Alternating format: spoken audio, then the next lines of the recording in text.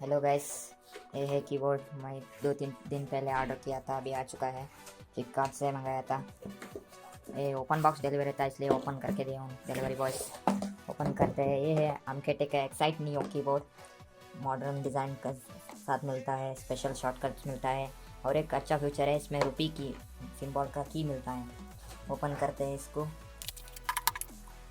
अच्छा कंडीशन है, सब कुछ वायर भी अच्छा है। ब्रांडेड नहीं है, फिर भी अच्छा है। की तो स्मूथ सॉफ्ट पीस है। तो इसमें मिलता है स्पेशल फीचर्स। ये है म्यूट बटन, है कैलकुलेटर बटन, है कंप्यूटर का, ये है ब्राउज़र बटन, है mail button, play pause button, है फॉरवर्ड का बटन, है बैकवर्ड का बटन, अप वॉल्यूम डाउन का बटन। और इधर तुमको मिलता है एलईडी इंडिकेटर। इस कीबोर्ड का बिल्ड क्वालिटी अच्छा खासा है। इधर आपको स्टैंड मिल सकता है, टाइप करने में कोई दिक्कत नहीं है। हेवी भी नहीं है, थोड़ा लाइट वेट भी है।